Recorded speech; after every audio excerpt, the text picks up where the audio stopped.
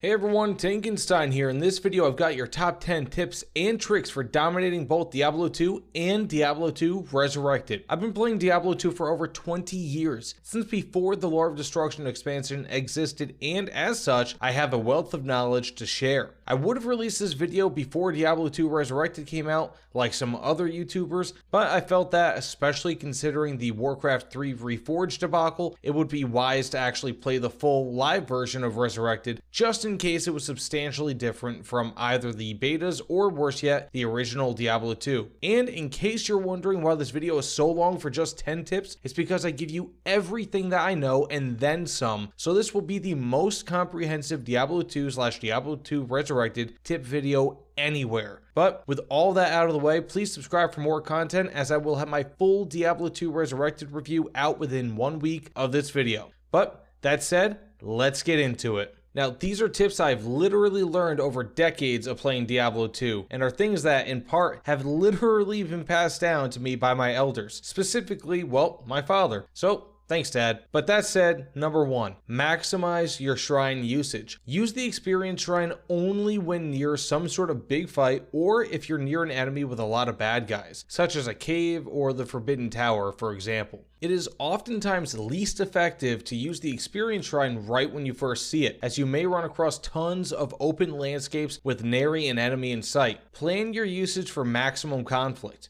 To take it another step, don't even worry about loot until the experience shrine is fully used. Even further, and you can start to plan your usage of town portals and waypoints to coincide with the usage of an experience shrine, as these are excellent ways to travel large distances in a short period of time. This will quite literally make the difference between being, let's say, level 15 and level 18 when facing Andariel, or, more consequentially, being level 29 and level 35 when beating Act 4, right before you go to hunt down Baal at Mount Ariyat. Simply picking the right times and places to use your experience shrines will maximize the effort that you put into the game, and is easily one of the most important things you can do in all of Diablo 2. Ultimately, however, that strategy can be used with any type of long-lasting shrines like armor shrines, combat shrines, resistance shrines, and so on. But next up, we have the gem shrine. Now, if you simply click on a gem shrine and you do not have a gem in your inventory, it will give you a chipped gem of any type. If you have a gem already in your bag, regardless of your level or whatever act you are in the game, it will upgrade it to the next highest level. Unless it's already a perfect gem, then you'll just receive a chipped gem. I've used this with my assassin years and years ago to obtain a regular sapphire, which I then put into my main weapon, and it multiplied how effective it was at an early level. Importantly, you would be wise to select which gem you want upgraded, as you may have multiple gems in your inventory at once. If this is the case, drop all the gems that you do not want to be upgraded from your bag, and then click on the gem shrine to ensure that you get the upgraded gem that you want. Unless, of course, you're an online multiplayer, but realistically speaking, if that's the case, you should just put the unwanted gems in your stash. Now, one final thing to know is that shrines with a lasting effect, such as experience, stamina, or combat shrines, cannot stack with other shrines that have lasting effects. They can, however, be used with things like mana, health, and replenishing shrines without taking away the effect of the shrine that you currently have active. Now for number 2, level up with purpose. When it comes to stats, you want to use stats that would benefit your type of character most. For example, if using a necromancer, you will not need strength so much as you will need energy and a bit of vitality, and even some dexterity, with strength really only being necessary to carry whatever armor you might fancy. Barbarians, however, focus very heavily on strength, while paying very little mind to energy. If you'd like, I can do a class guide on different classes in Diablo 2, but that's only if you want me to do so, so let me know in the comments. It's important to note that vitality is useful for every single class, but really benefits those most who tend to be in close combat with enemies and or do not have summon minions to protect them, like skeletons or wolves. In much the same way, it helps to be focused in the skill tree. If you invest equally in all skills and skill trees, you will be at a huge loss of effectiveness, as skills will quite literally benefit each other if they are related. Remember, this is not Diablo 3 where you pick up a skill at a certain level and you can just swap it out all willy-nilly. Skills are much more permanent in Diablo 2.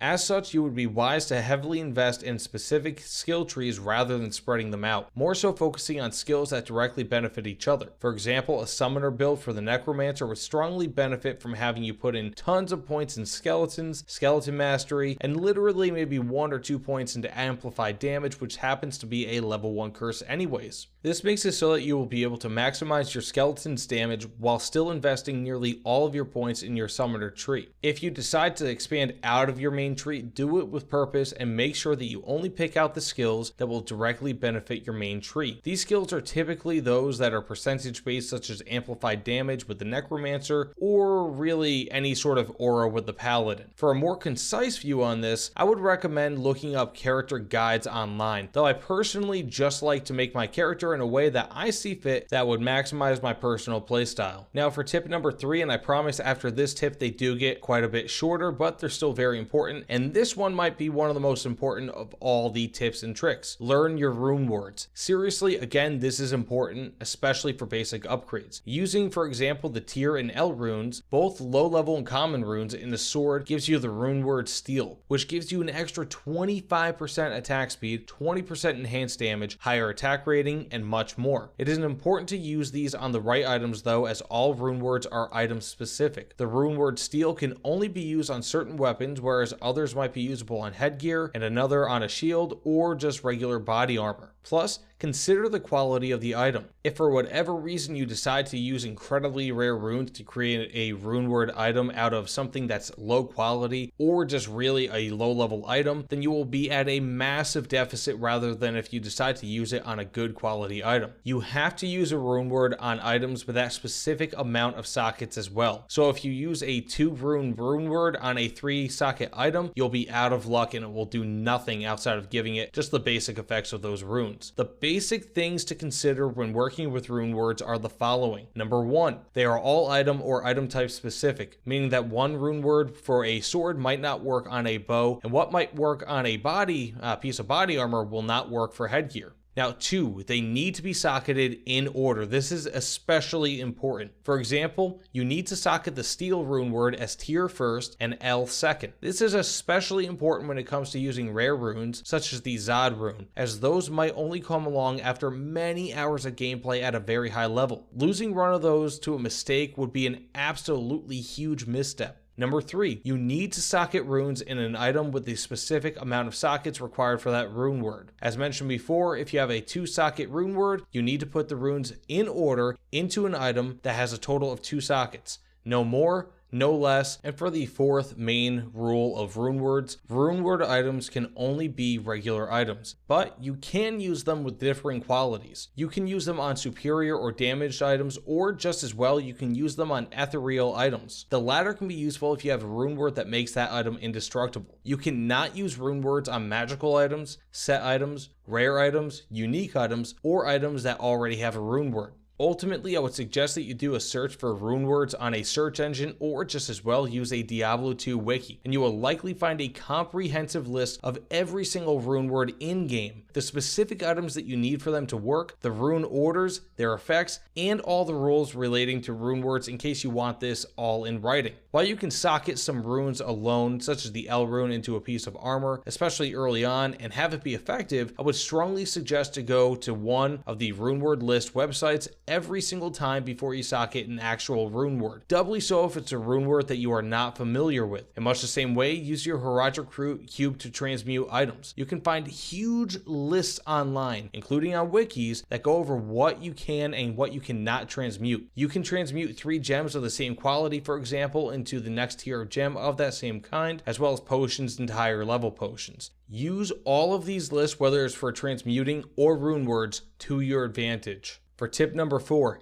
get a good mercenary. While this is not entirely necessary and can sometimes lead to them dying a lot, especially when you're at higher levels, they can be incredibly useful, especially as you level up, being that they can act as both an ally and a decoy, taking hits into enemies that would otherwise go towards you. I would personally use the ranged mercenaries such as the rogues or even the iron wolves, being that they have ranged magic, and specifically go for those with cold spells, being that they will slow down or freeze enemies that they hit. Make sure to equip them with good armor and weapons, and they can be an incredibly important part of your journey, especially early on. For number 5, set up and learn your hotkeys. Diablo 2 had such an incredibly simple way to set up hotkeys. You hover over the skill and you press the key that you want in order to bind it. For example, if I wanted to bind a skill to F1, I just hover over that skill of choice and press F1. Simple as that. Once you get your core skills down, this becomes an extremely useful way to become efficient in combat. Further, pressing 1 through 4 will consume the corresponding potion on your build, and pressing the W button will switch between your secondary and primary weapon and armor sets. Keep in mind, however, that if you have a weapon on one set that has a skill point in it, especially one that might allow for more summoned creatures to exist, switching off of that weapon will either kill the summoned minion or will make future minions weaker once you summon them, unless of course you switch back to the skill weapon beforehand. Also of great importance are the R key, which will allow you to switch between walking and running, which will end up saving you a ton of time and stamina, and the tab button, which will bring up an overlay of the map that you've discovered thus far. Tip number 6. Explore every inch of the map and know where to look for secret entrances. That's right, there are numerous areas, especially early on, where secret entrances to loot rooms are abundant. By combing through every inch of an area, you will not only get more loot, with some of it being potentially unique, but you will also find more enemies, which will mean that you will kill more, you will gain more experience, and gain more items before moving on to the next area. If you only explore, for example, 70% of an area on average, you may be losing out on 30% of the experience and loot or more, especially if there are hidden locations that you missed, or if there are entire locations like a cave that you missed. I remember very fondly in Act 2 when I was exploring a tomb and had thought that I explored every single part of the level of the tomb that I was in, but had realized that I had missed literally just a single corner of a room. So I went all the way back and opened a single chest that contained the Death Spade axe. With that build that I was using, it fit perfectly, and I used it for many levels thereafter. It can and does happen where a single misspout on the map could lead you to missing a game-changing item. Heck, even beds in abandoned houses could have anything from potions to unique items. Click on everything and be thorough.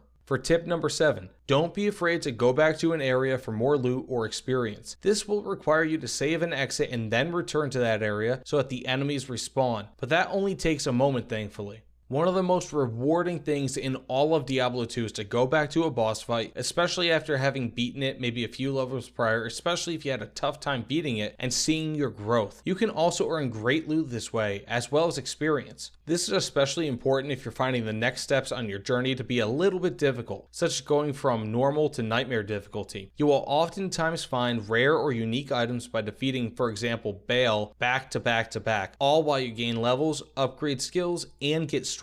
Doing this could take you from being woefully underprepared for a new difficulty or area to being extremely strong. Number 8, and this one's pretty easy. Keep Wirt's leg from Tristram. His leg is a necessary ingredient for the cow level. If you don't know what the cow level is, well, there is no cow level. Well, jokes aside though, it's a parody level where you have to fight gigantic hell bovines that can offer huge rewards in experience and loot. Be careful though, unless doing this online, you can only visit this world once per difficulty. If you'd like, I may even do a cow level guide video in the future. Let me know if you'd like for me to make a video on that. For tip number 9, do not buy everything that you come across. When I first started playing Diablo 2 way back around 2000, I purchased every single thing that I could, so long as it was even a slight upgrade to what I already had. This, however, made it so that I never had any money available, and as such, I could not purchase the true upgrades when I needed them. And in my poorest moments, I would literally not have enough gold to repair my items. Trust me, loot as many decently priced items as possible, such as the offensive potions like strangling gas, fulminating potions, etc., and skill-based items like scepters, wands, and short staves, to name a few.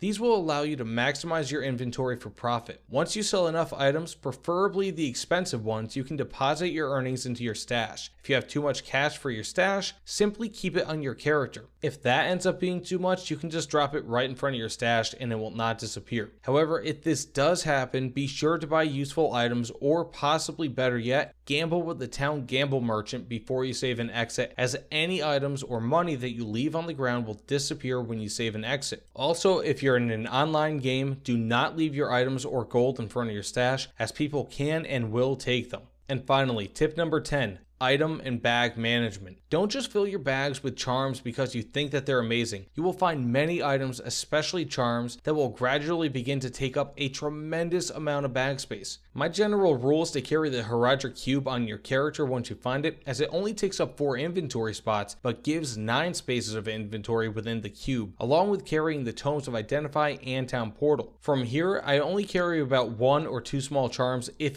any, that I have that are good, and either 1 or 2 maximum large or grand charms. Bear in mind that charms need to be in your actual inventory to actually use, so if they're in your stash or even in your Heraldric Cube, even if the cube is on your person, they will not work. Aside from this, especially early on, it is important to upgrade your belt, as it determines how many potions you can carry, although this does become less of an issue typically once you reach Act 3 or so. It cannot be overstated how important it is that you keep your bags free of clutter, especially online. If a rare item appears and you cannot pick it up, then what happens is somebody could easily take it and you're out of luck. Not only that, but even if you're in single player or no one else is taking your loot, you will constantly need to go back to town when you have your bags full of things that really aren't necessary, even if you do consider them to be necessary. This will waste precious time, money, and will make the game far more stressful. I personally tried to keep large items at really anything more than 3 spaces taken at a minimum, unless I'm waiting to meet an important level item requirement or I'm waiting to give it to either a friend or a Mercenary. An important thing to note is that when dealing with your stash, it is a good idea to keep the important things, such as gems, runes, amulets, and rings, being that they all only take up 1 space each and can be important. Bear in mind that all level magic rings and amulets can be used for transmutations in the Heraldric Cube, so try to keep at least a few of each, and again, go online to learn your Heraldric Cube transmutational recipes. There are unfortunately too many for me to list here or even speak of. Either way, learn to live without the clutter and you will be far happier in game. And well, actually, you know what? I've got 2 bonus tips for you. So number 1,